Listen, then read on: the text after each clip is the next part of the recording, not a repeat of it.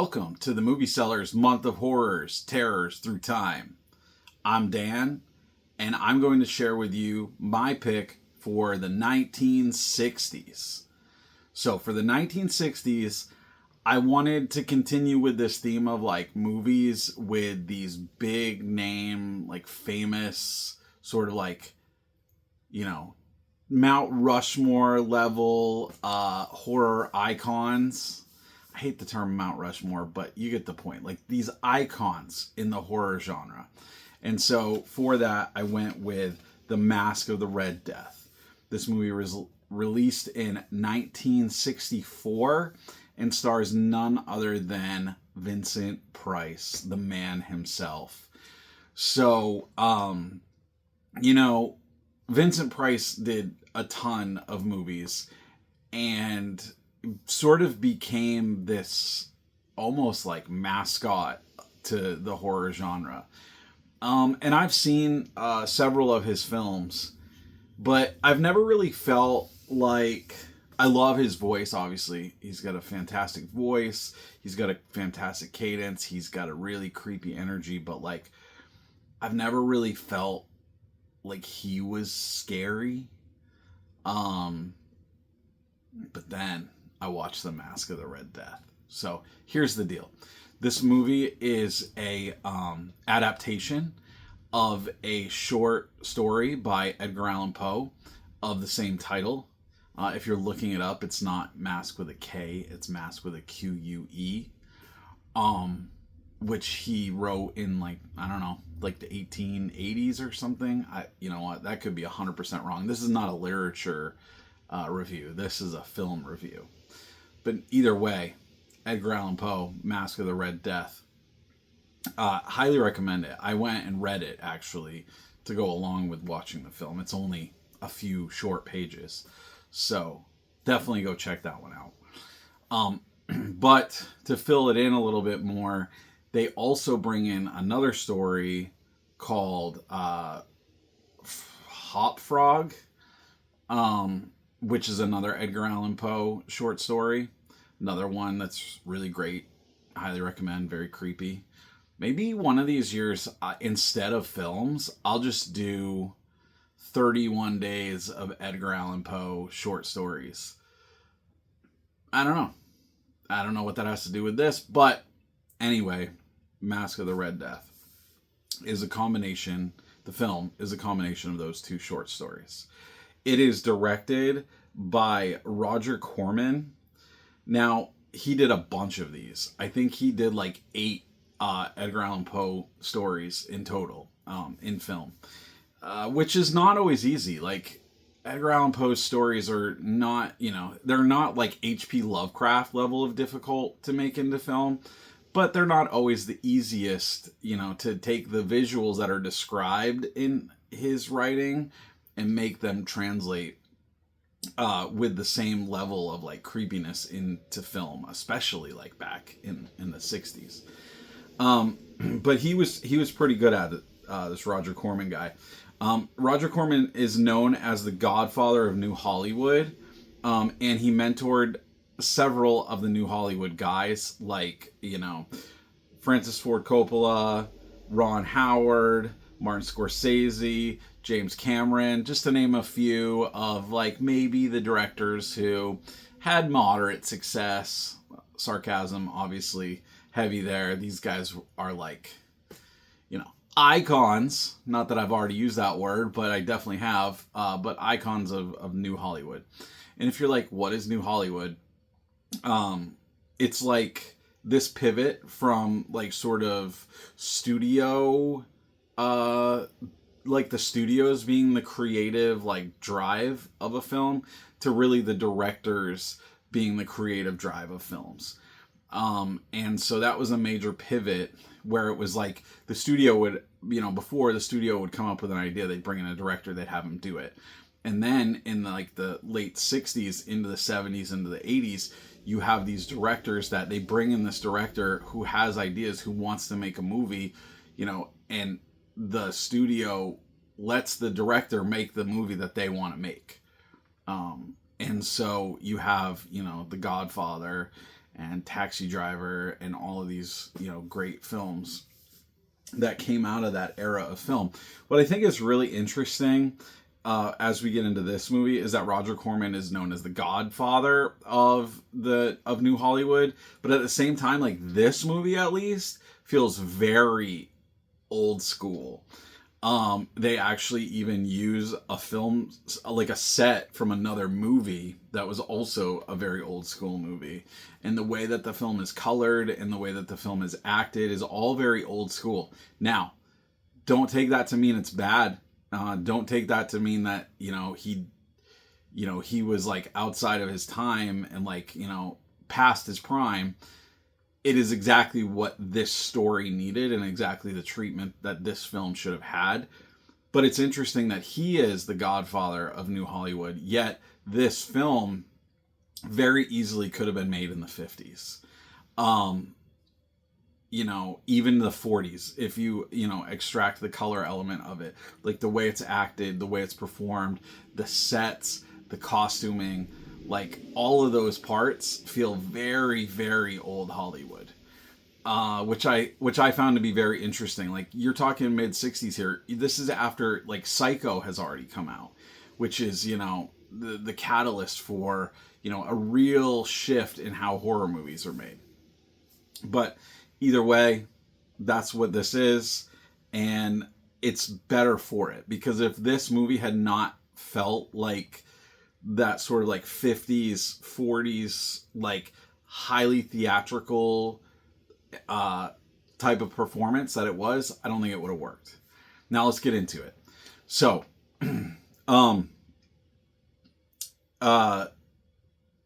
what is happening to my brain right now? All right, so we have Vincent Price.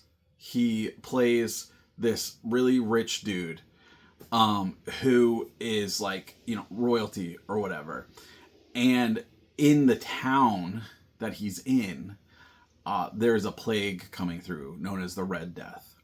So he like holds up in his castle and he brings in a bunch of people, his like closest friends, and they're just having a rip-raging party in the castle while all of the peasants in the town are just dying, and he is, you find out that he worships Satan and that he's made some kind of deal with Satan. So he believes that he will be safe from the Red Death because of this relationship that he has with Satan, this deal. And he's just a really bad dude. He likes to make people do things for him, like crawl around on the floor like animals. He has women do things for him. He makes people kill each other for his entertainment. Just a really bad guy. But he's like, you know what? They'll do whatever I tell them to do because I'm protecting them in here from, the Red Death out there. Now, as the film progresses, you find out there's going to be this big party, this big masquerade ball. And, whatever major interesting thing that you're waiting for to happen, is going to happen at this event, because there's this girl that he has, essentially made into like his wife or whatever. And he's like, oh, wait, all will be revealed, at the masquerade ball. Well, during the masquerade ball, this dude shows up, this dude all dressed in red. And Vincent Price character is like, oh, who are you? Like, don't mess with me. Who are you? What's your deal? He tries to guess who he is, and he guesses a few people. He's like, no, who are you? And then you find out that it is, like, essentially the plague personified. And it has come there to, take its victims. Now, Vincent Price seems okay with this, because essentially all these people he's brought there, he considers to be sacrifices to the Red Death. so he sacrifices them all, and he's like, "All right, you good? Get out of here." And he sends his wife. He says, "See, this is the deal. These were all just sacrifices to the Red Death." And he says, "Hey, why don't you go up to our room? Wait for me there. I'll be right along." Well, he goes, "All right, buddy, it's time to get out of here." And the guy doesn't leave. He goes, "Why won't you leave?" And he goes, "Who are you anyway?" And he rips off the mask, and it's his own face. And basically, he gets taken by the Red Death. He dies. Then there's this sort of post scene where, it's, well, first of all, he's like, "You can't kill me. I made a deal with Satan." And, Death is like, "Dude, you may have made a deal with Satan, but he's not the only dog in this fight. Like, you didn't make a deal with me." And so then afterward, you see him, Death, the Red Death go, and he's talking to all these other sort of equivalent beings. Reminds me a lot of Sandman, if you've read the Sandman comics, where there's just sort of all these celestial beings, and they're all just kind of talking. And anyway, he says, "I've spared a few folks. This guy, the woman, he did spare the girl. But we're good. Let's move on." And that's the story. That's the film. It's very different from the short story because the character that Vincent Price plays, he doesn't really have a personality. He doesn't, this whole evil sort of loving to watch people suffer thing is not the way that it is. And this whole sacrificing all the people at his party to the Red Death is not a part of it. Obviously the Red Death does show up and kills him, but also when the mask comes down, it's not Vincent Price's face or his character's face. It's the face of Death. It's all skeleton or whatever, something like that. So it's very different, but I understand why in this film, they made the choices that they did and kind of pivoted it a little bit. And I like it. And going back to what I was saying about Vincent Price early on about how he's generally not scary. He's scary in this movie. He's a bad fucking dude. And it leaves you in this great, interesting conundrum of where would you rather be? Would you rather be out there with the Red Death plague? Or would you rather be in here with this psychotic maniac who's going to make you do terrible things and maybe even kill you, And I loved it for that. So, was it scary? Yeah, I think it was. In its own sort of kind of way. I mean, it's not it's not like watching Hereditary or, something like that.